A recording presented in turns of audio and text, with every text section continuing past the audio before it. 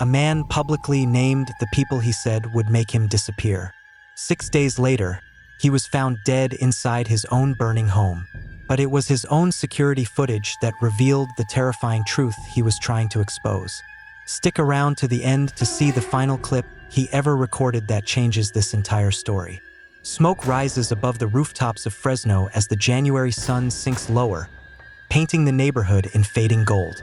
It is January 20th, 2016, just after 3 in the afternoon, and a handful of neighbors gather in the street, pointing to the home of John Paul Lang. Flames lick the windows, black smoke billows upward, and the iron gates that cage the property stand sealed tight.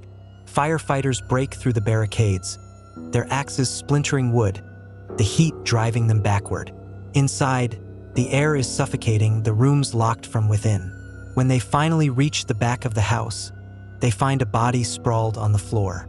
John Lang is unconscious, bleeding, surrounded by the smell of smoke and gasoline. The monitors beside a mattress glow with the frozen image of his surveillance feeds, as though he had fallen asleep each night keeping vigil over an invisible threat. He is rushed to the hospital, but within hours he is pronounced dead. The fire, investigators say, had been set on purpose. The man at the center of this tragedy is more mystery than memory. Born in Ohio, transplanted to California's Central Valley, John Lang led a life that seemed to fold in on itself. He worked at Payless Brakes and Tires, ran small ventures called Lang Marine and Valley Handyman, and kept to a modest rhythm of labor. He was married once to Alma Lusberg, with whom he had a daughter named Emma. But divorce in 2011 cracked his world apart, and from that point his life turned from the ordinary into something strange, something cloaked in shadows. Not a single photograph of him exists online. No family album was ever posted to social media. In an era when even the most private lives leave digital footprints, John Lang remained invisible. And yet, in the years before his death, he became a voice that carried far into Fresno's streets and the internet's corners. That voice was sharp, relentless, and obsessed with exposing what he believed was corruption within the Fresno Police Department. He accused officers of running an illegal scheme, patrolling parking lots, scanning license plates, and hunting down unregistered drivers as they pulled away from stores. It was not just a theory to him, it was a certainty. He posted beneath Fresno Bee articles, built a website where he cataloged his claims, and uploaded videos that he insisted were proof. He declared publicly that police had broken into his home in secret, copied his hard drives, and plotted to frame him with adult content. He claimed those who dared to mention former police chief Jerry Dyer's alleged scandals soon found themselves targeted by the law. On his site, he confessed that, with these words, he had signed his death warrant. From that point on, his life unfolded like the pages of a thriller. He filmed a dark van parked across the street, a man emerging with a camera trained on his home. He captured officers clustered on his block, standing around as though by accident but close enough for him to feel their eyes. To some, these were the fantasies of a paranoid man unraveling after divorce. But to others, they were chilling fragments of evidence that he was being stalked. He complained to the Office of Independent Review in 2015, and soon after, the strange encounters escalated. His YouTube channel, Lang Marine, became an archive of unease, grainy clips of vans, cars, and strangers loitering too long, staring too intently, moving with the quiet precision of surveillance. On January 14, 2016, Lang's posts turned from obsession to prophecy. "Just wanted to give you guys a heads up," he wrote. "If anything happens to me in the next day or two, it will be the result of Fresno PD, my neighbor, and an employee at my job." The next day, he posted on the wall of reporter Corinne Hoged, "Corrupt Fresno cops are going to try and unalive me this weekend, possibly tonight. This is no joke." Soon after, a video appeared of a van marked "Guarantee Carpet Cleaning." Its website was flimsy, its presence unnerving. A man stepped out, glanced repeatedly at Lang's house, and slid a flyer into a neighbor's gate. In the caption, Lang wrote his epitaph: "If I turn up missing or dead tomorrow, remember this van." That night, he begged for help. "Anyone want to crash in my pad tonight? Must be a legal fire weapon owner." I think the bad guys may come and get me tonight." 6 days later, he was dead. The first reports painted a picture of horror. Lieutenant Joe Gomez told journalists that Lang had pierced wounds to his abdomen and back.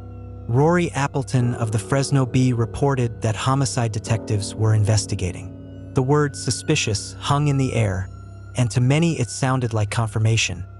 John Lang had been silenced, but 4 days later the story began to twist. Officials revised their statements. No back wounds, they said, only 3 superficial chest wounds.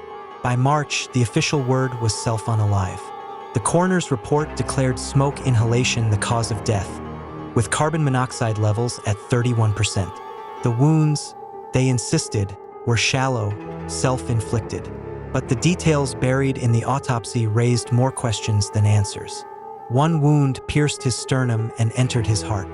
Not with a pointed blade, but with a serrated bread cutter, a tool meant for slicing loaves, blunt at the tip, designed to tear crust, not bone. The force required to drive such a tool through the breastbone would be extraordinary. Could a man do this to himself 3 times? Stranger still, Lang's shirt was removed and tucked beneath his body. It bore no cuts where the cutting tool supposedly entered. How could he pierce himself through his clothing and leave no tears? And why had initial reports repeated twice that he was pierced in the back, only for those wounds to vanish in the coroner's narrative?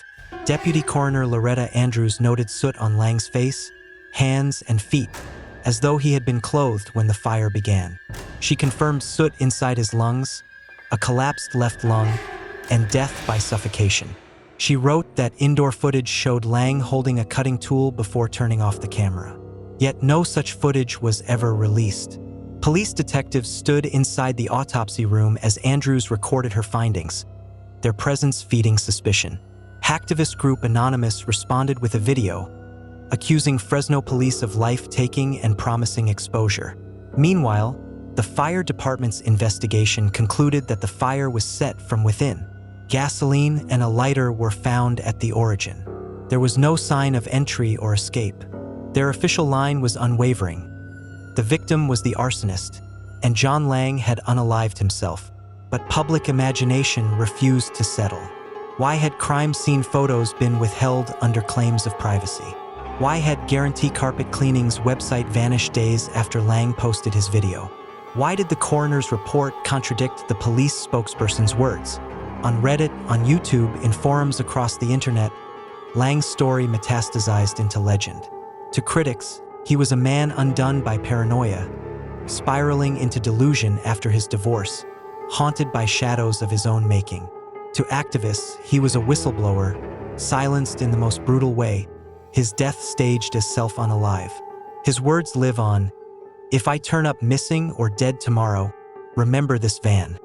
His warnings echo each time someone questions whether the cutting wounds could have been self-inflicted, whether the fire was his own doing, whether Fresno police erased a man who would not stop speaking. The case remains a maze of contradictions. Smoke that suffocated yet failed to erase suspicion. Wounds that shifted from back to chest, from unalive to self-injury. Clothing without cuts, footage without release, photographs withheld, websites erased. John Lang's house was consumed by fire, but what lingers is not the scent of smoke. It is the taste of doubt. And so his story endures, not as a resolved tragedy, but as a living mystery. To some, it is proof of mental illness, a man consumed by his own fears. To others, it is the silencing of a truth-teller, a man who dared to accuse the powerful and paid with his life. Either way, John Paul Lang remains what he always was. A riddle in plain sight, a man who warned the world of his death and was not believed until it was too late. So who do you think was really behind that van?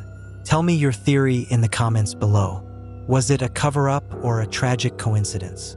Let me know what you believe happened to John Lang. For more real mysteries that defy all explanation, you need to subscribe right now.